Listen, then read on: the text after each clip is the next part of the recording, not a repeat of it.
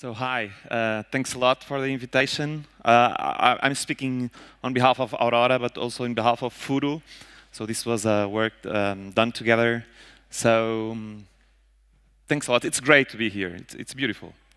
So this is, I don't know if one of you have been in Lisbon or not, but the region of Lisbon, it's together with the region of Cascais, all the coastline that comes from the Tajo River up to the ocean. So the hostel, it's that red point. I guess you can see there. And the beautiful thing, I don't know, wait. How do I put in the next one? Right. The beautiful thing about Cascais and the connection between Cascais and Lisbon, that's the Queen of Spain, shirtless in Cascais. He lived there for a long time. So the beautiful thing between Cascais and Lisbon, which are 20 kilometers or something like that, is that Cascais works somehow as the Riviera of Lisbon. So no one will ever walk shirtless in Lisbon, but you can behave like that in Cascais. So this is somehow a schematic, a simple and schematic organization of the two cities and how they live together. But somehow, of course, it's more complex than this. But somehow, the project relates with this, working class in Lisbon, a urban city, and somehow a higher class, hedonistic in Cascais. And I guess even if we don't want this to be part of the project, it's the project. Okay, so this is the casino in Cascais. Well, if you go there, it's crazy. Everybody's shirtless, and nobody's actually working. It's crazy. So this is in between a garden, the red roof there. It's our project, and there's a lot of chalets. This higher class you lived in chalets. They somehow took this way of building from Switzerland, I guess. So this was the building. Actually, it was a bit derelict. In the outside, it was kind of okay. It had a beautiful shape in the roof, but the inside was somehow, without the real interest. So the idea here was to maintain the facades and maintain the shape of the roof, which is a cross with the 4 corners. And somehow, we do maintain the facade. It's more complex than you might understand, because we have tax exemptions if you keep the facade. So these days, people look and say, oh, people are afraid of building new things, but it's more complex than that. Because if you do a rehabilitation, you have tax exemptions, you have also that you cannot, there's some working code that you cannot agree with. It's complex, the way people maintain why people maintain the facade. So we use this shape of the roof to do like a knots and cross game. I'll try to point it. Yeah, so like this. Okay, and in the middle, there's a stair there. Also, another thing that the promoter asked us is that we'll try to do a hostel here, but if things go wrong, Lisbon is not in fashion anymore, we might try to sell this as a house. So somehow we tried to do a structure that, we could take out these volumes that are the bathrooms, and it's easier to do bigger rooms. So it's a flexible structure. This will be the living room in the house to be. Will be the living room, and this will be the place to put the car, and you could see the car from the inside. And these days, these are rooms. Okay, so we had always this double program. So So this is between in construction.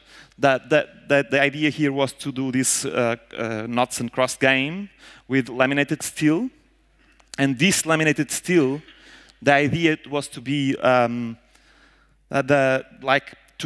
keep the facades together during the work, but to be used as a structure, a more complex structure that will stand after the works.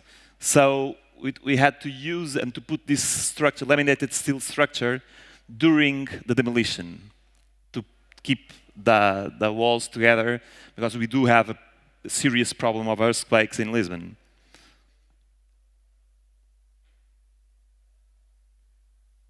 Right, so here you can see the knots and cross game in laminated steel, and the inside, the slabs and the walls, also because of this flexibility, they are in light steel framing. So in the corners of, you might have seen in the middle, there's these stairs, and in the corner of they are rounded, the corner of the stairs, and they work as a duct to everything, you know, like air conditioning, sewage, everything goes here. Right, so this is like it is right now. We do wanted to keep this candid, as I told you, somewhere in between Lisbon and Cascais, this candid and almost ingenuous look. The stairs in the middle, they kind of work as something that you can peep, you know, from everywhere. You can peep these stairs. They are yellow, and you can peep from everywhere in the inside and look at the stairs. But all the volumes, they don't go up to the ceiling to keep this flexibility.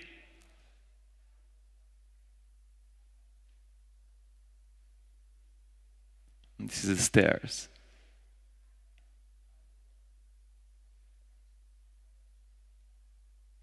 So that we had a somehow complex, this photograph is from the ceiling of the stairs, somehow complex the way that one geometry, because of these cornered edges that we have in the stairs, when they came up, they kind of had a complex way of crossing with the shape of the roof, of the original roof. So these are the bathroom volumes. That, you know, that one day that this can become all one room. You take out this volume, and you have a big room. Somehow, something that is disposable. And sorry, and I forgot something. So each room have one like a pyramid roof and one normal roof. Okay, so here's the pyramid, and here's the other side. The bunk beds.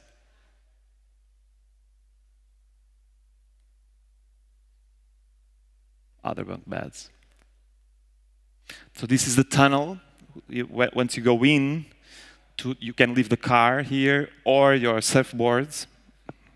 One day it will be the car, when it will become a house. Now it's the surfboards. People leave it here. It's painted in blue because we want, of course, that we want it to be somehow a quality. It's dark. It will be dark no matter what. So we want it to really be like a quality. Darkness as a quality. So we painted in a very, you know, dark blue, and it became a place, and not a negative place. This is in the background. There's a courtyard. So all the ancient windows are painted in.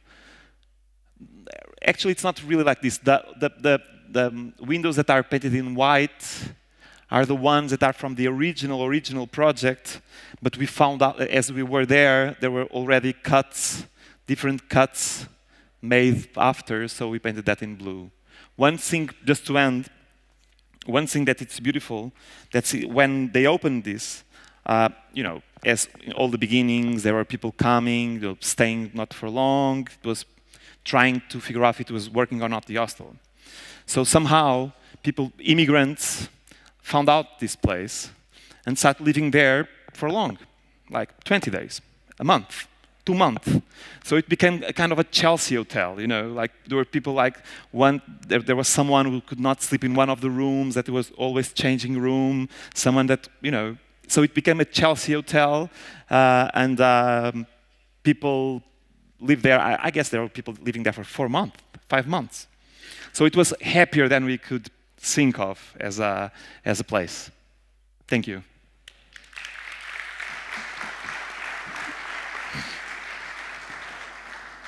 So what's the cost to stay in this hostel?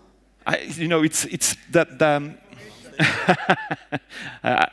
no, you know, it's very curious. Lisbon these days, you might not know this, but it's crazy. You know, every house it's an hostel. Every house is an hotel. So actually, from what I've seen in booking, if you cut 50 cents, you have full day. If you put another 50 cents price, then nobody's there. So it's crazy. But I'll guess it can vary from 15 euros to up to 25, something like that. I'm not sure, huh? But maybe you go there, it's 50 because it's the Web Summit or. No, in order to stay 4 months.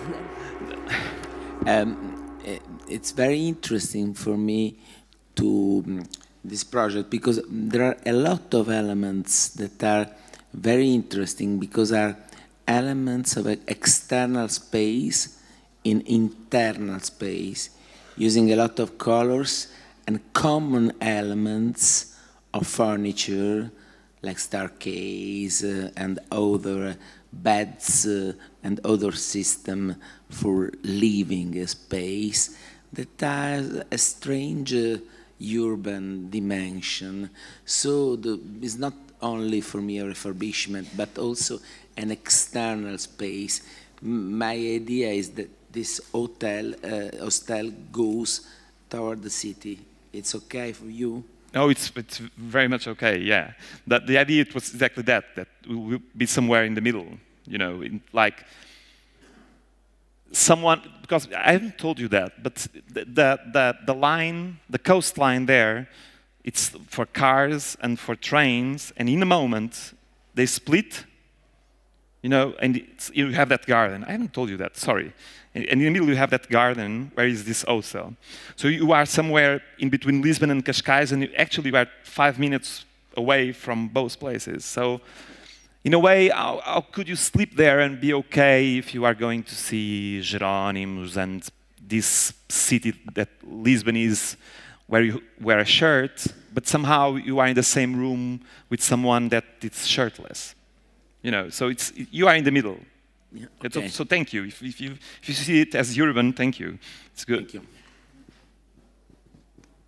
I have some thinking about usually hotel, hostel, when it open, especially for a longer time, there were a lot of things that mess up. So do you have any idea how to control your diagram when the hotel open? No idea.